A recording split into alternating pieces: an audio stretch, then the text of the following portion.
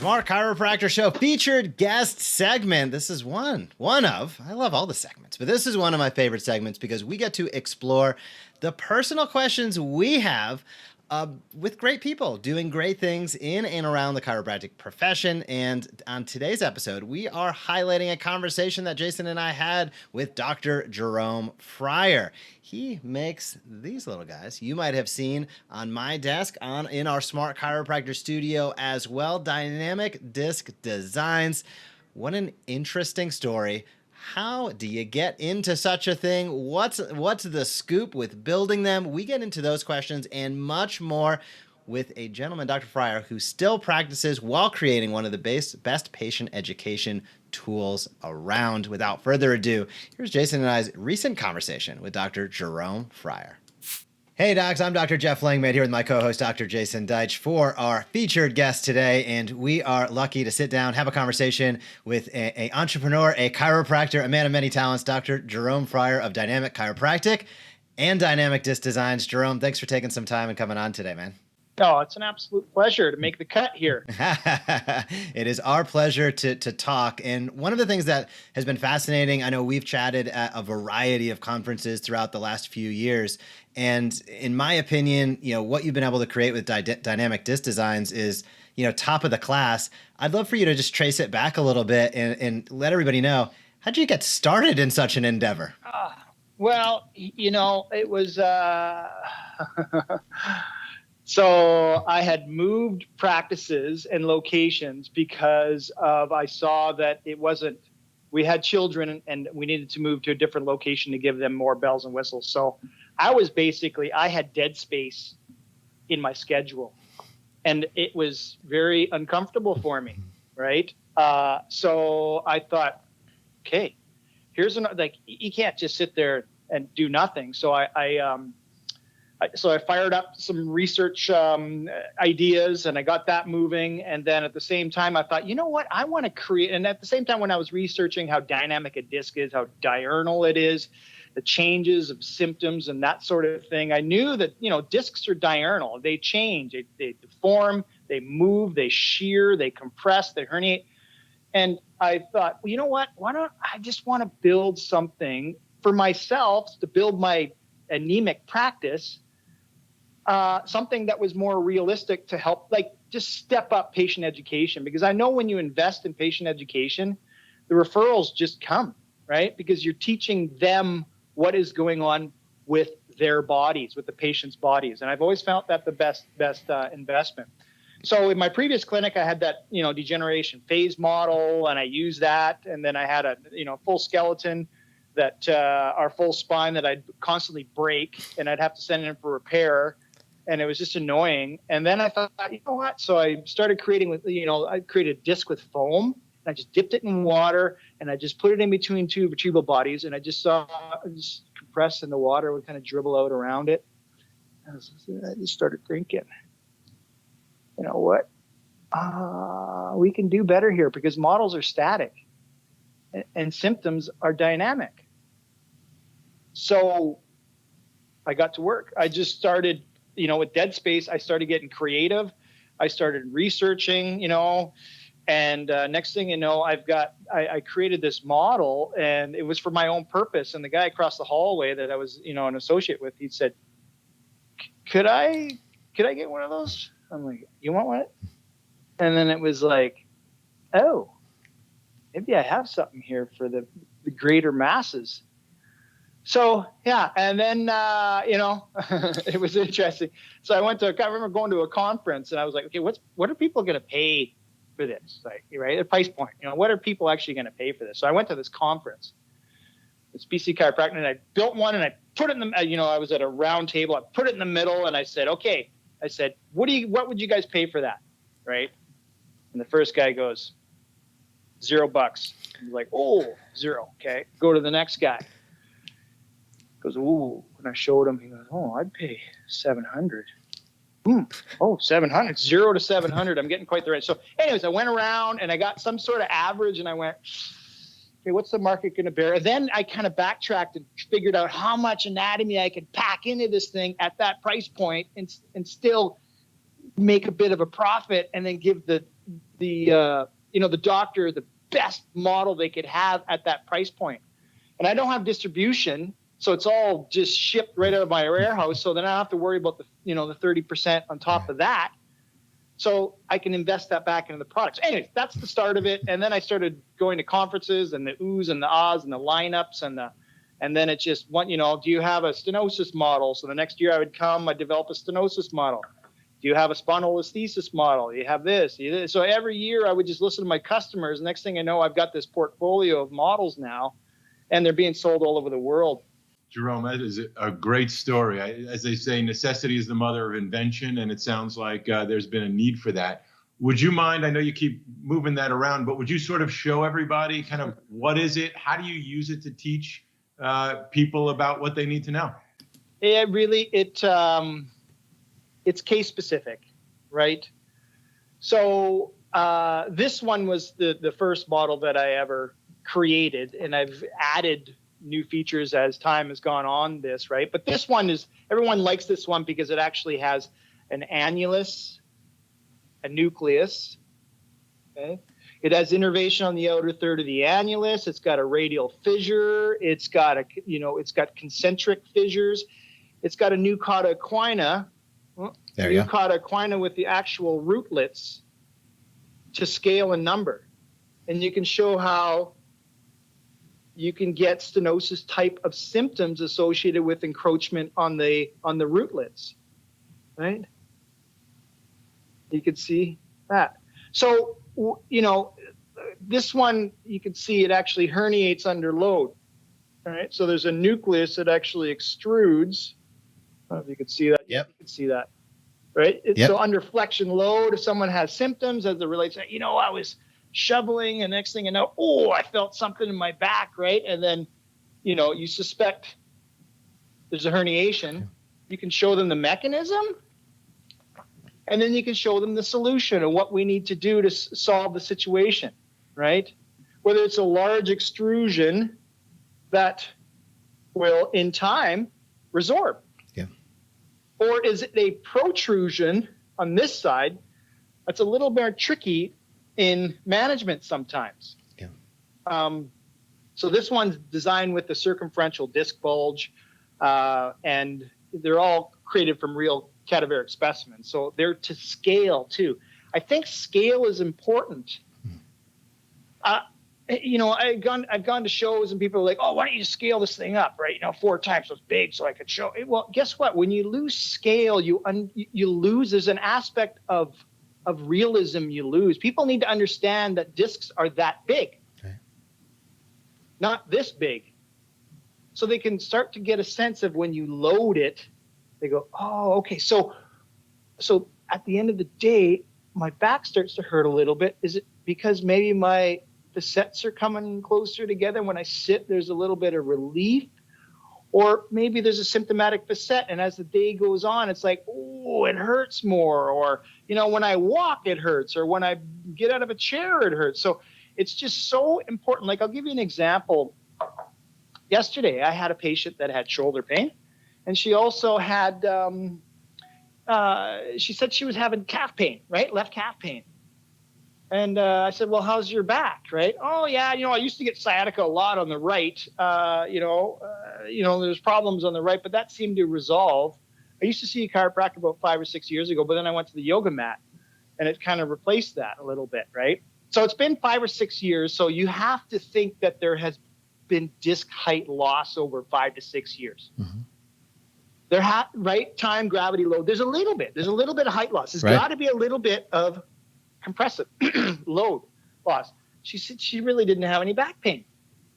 So I began evaluating her shoulder, but then when I got into her lower back, prone, I started to do P to A evaluation. She's like, really sore, right? Really sore. So I was like, okay. It's actually a symptomatic back, but it wasn't really presenting. Mm-hmm. It's presenting down the leg. So I'll just move this along. I did some gentle flexion distraction. Okay, just gentle, because I could tell she's like, that feels good. Right? And I know that there are tissues moving in there. So I backed off. I knew I'd been down this road before. So I was doing some flexion distraction. And guess what? And often I'll do leg extensions to kind of set the back again, because sometimes when people get off, it's a bit sore. Well, she was very symptomatic. And I'm like, darn. She came in without back pain. Now she has back pain. And how do I manage this now? Now she's all of a sudden her mood's changed. We've all been there. Yeah. But I was able to grab my hypermobility model. I don't have it's in my room, but I was able to show the patient that, you know what, very likely what you have there is you've got a hypermobile segment, right? And all of a sudden she's like, oh, you revealed something in there that I didn't know. Right. So when you ask me about how to use it, every case is specific, and you have to be adaptable, and you have to be ready to explain symptoms that patients have, even when they're not expected. And when you get into those tough situations where you need to explain why some patients are even maybe a little bit more sensitive, and then it creates a framework moving forward. So. Jerome, that's I appreciate you sharing that story, because I know we have all been there. we've all had those patients, and I'll say every single time that I've taught across every single platform, and if docs are watching this, they can probably scout out one of your models sitting right next to me here, always an arm's length away. And I find it to be an invaluable teaching tool. And one thing you mentioned was cadaveric specimens. I think I pronounced that correctly. What's the production process like on these? I think that's just fascinating that you've been able to bring something to market. How do you do it in a nutshell? And where do you start? And obviously, until that shipment point going out to a doc to be able to use in his community. Yeah, that one's proprietary. Sorry, Jeff, I can't explain. It's something that I've worked on for a long, long time, and I want to keep that kind of held close, but it's a challenge, right? It's not easy to produce these things, right? And it took a lot of R&D, and it took probably about to get it really, really developed. It was like 3 years of R&D, right? So, but it all starts with real cadaveric specimens, right? That's kind of where the framework starts. Like once I purchase these real cadaveric specimens, I go and look for specific pathology within the bony anatomy. Gotcha. Like this one, for example, right? This one you can see that there is significant, this is significant. A lot of osteophytes severe, there. Yeah. Right. And there's subchondral sclerosis here on this facet joint. And this has a spinal canal with a thickened ligamentum flavum. So then what I do is I go on and I create the soft tissues to match the bony story. I do my best. To look at what has caused that, right, versus that. Yep. And with my understanding of anatomy, I begin to craft the viscoelastic structures. This one, I'll just share with you quickly. I had a patient that came in that had stenosis, right? Stenosis. She's been to countless other people. There's been, symptoms have been going up and down and up and down, and now they're getting worse. And she just wants an understanding of her symptoms. I said, okay, this is stenosis. You see, canal, feel the friction. So I got her to grab the pen, and she could actually feel the friction. Right? You get her to slide it back and forth because nerves are moving when we're walking. And then I squeeze the spinous processes together, and all of a sudden the pen got tight. And then I explained to her that when she sits, there's flexion, and the pen got loose.